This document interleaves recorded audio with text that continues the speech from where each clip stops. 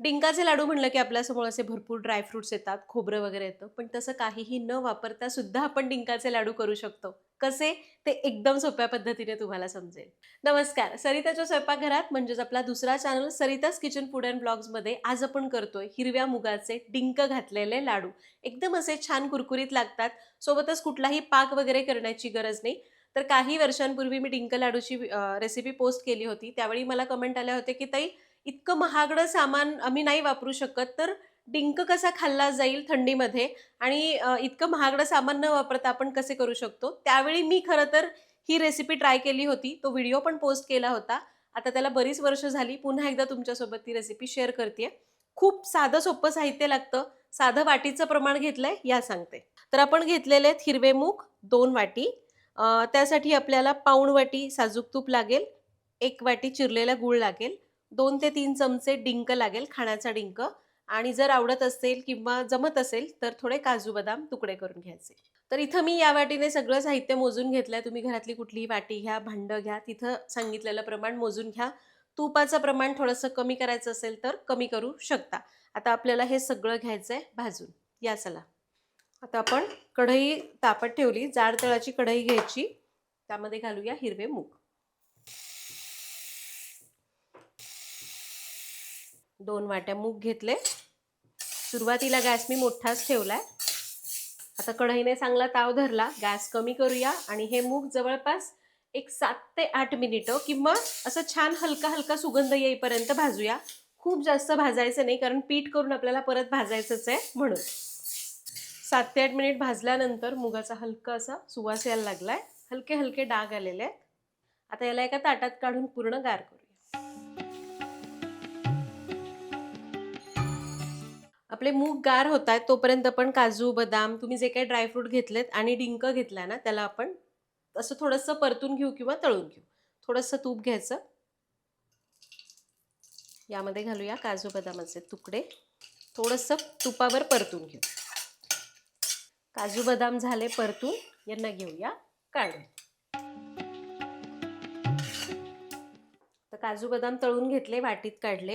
आता डिंक तळायचा आहे. त्यासाठी अजून थोडं तूप वाढवूया.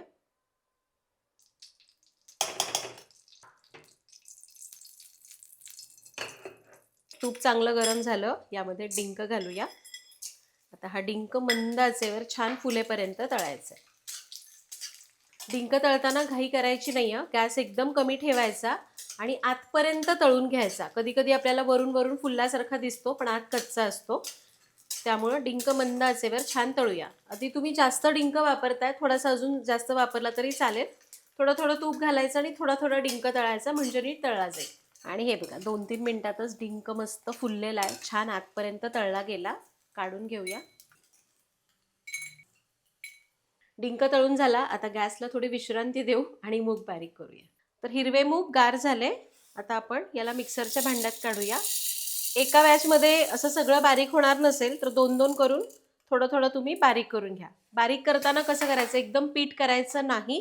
तर आपण बेसन लाडू करताना कसं जाडसर दळतो तसं दळून घ्यायचं. बारीक रव्याच्या टेक्स्चरचं.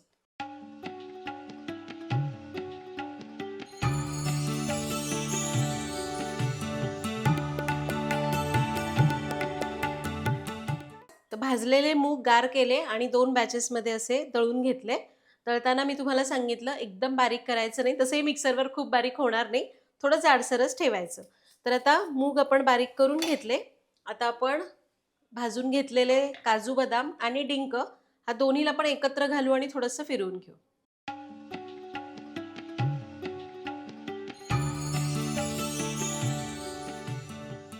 डिंक ड्रायफ्रुट्स बारीक केले.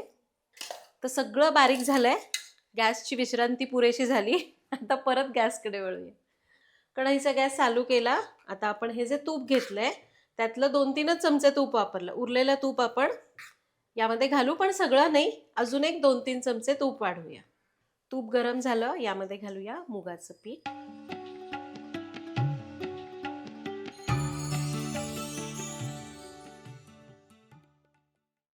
आता हे मुगाचं पीठ तुपामध्ये आधी मिक्स करून घ्यायचं. आणि आणखी एक तुम्हाला याच्यामध्ये मेथी दाणे सुद्धा घालता येतात. फक्त काय करायचं, 2 चमचे मेथीदाणे घ्यायचे एवढ्या प्रमाणाला. ते थोडेसे गरम करायचे आणि जेव्हा आपण डिंक ड्रायफ्रूट वाटतो ना, त्याच्या आधी मेथीदाणा थोडासा वाटून घ्यायचा. ठीक आहे, तसं केलं तरी चालेल. मी साहित्यामध्ये मेथीदाणा दिलेला आहे, पण मी वापरत नाहीये. आता मेथी आपण हे लाडूचं पीठ आहे, थोड्याशा तुपामध्ये भाजलं. आता उरलेलं सगळं तूप आपण घालून घेऊ. लाडू मुगाचा. हां. केल्यावर खा, मग सांगा कसं लागलं ते.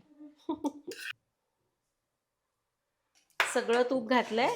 आता याला मंद आचेवर 7-8 मिनिटं भाजून घेऊ. तर साधारण एक 10 ते 12 मिनिटं हे पीठ आपण छान भाजलं. मुगाला एक ना उग्र वास असतो, तो आपल्याला पूर्ण घालवायचा आहे. पीठ भाजून झालंय, गॅस बंद करूया. आता हे पीठ एकतर ताटात काढा किंवा कढईमध्येच थोडंसं कोमट करून घेऊया. एकदम गरम पण नको किंवा एकदम गारही नको. तर साधारण एक अर्धा तास आम्ही याला ताटात पसरून ठेवलं होतं. हे पूर्ण गार झालंय किंवा कोमट आहे हलकंसं, खूप गार नाहीये.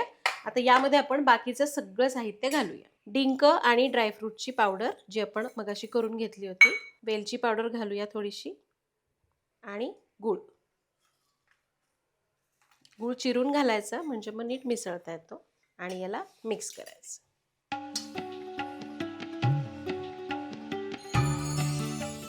तर गूळ याच्यामध्ये घातला आणि तो चांगला एकजीव करून घेतलाय. हलका कोमट असताना घातल्यामुळे काय झालं, गूळ पण थोडासा मऊ झाला आणि याच्यासोबत चांगला मिसळला गेला. आता हे मिश्रण कोमट नाही, चांगलं गार झालंय, छान बाइंडिंग आलंय. लाडू वळून घेऊया. हे बघा, अगदी छान पटापट लाडू वळता येतात.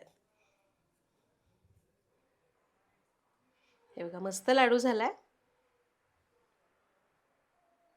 आणि मूग बऱ्यापैकी चिकट असतात, पण एकतर आपण सालासहित म्हणजे अख्खे मूग वापरले त्यामुळं आणि मूग चांगले भाजून घेतले त्यामुळं इथं अजिबात हे मुगाचे लाडू चिकट लागत नाही, छान दाणेदार असे तयार होतात.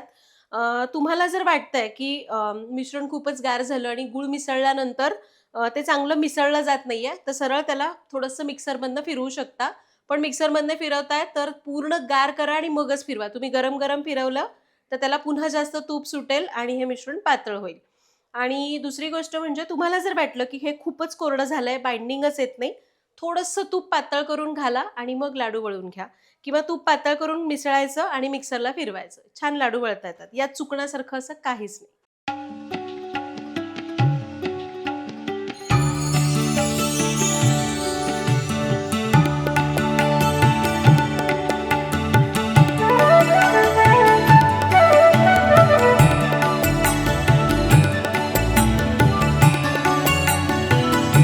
तर बघितलं मी किती पटापट लाडू वळतीये. बेसनाचे लाडू कसे करतो अगदी तसंच याची प्रोसेस आहे. फक्त इथं आपण गूळ वापरतोय, मूग आधी भाजून घेतो, घरीच पीठ दळतो.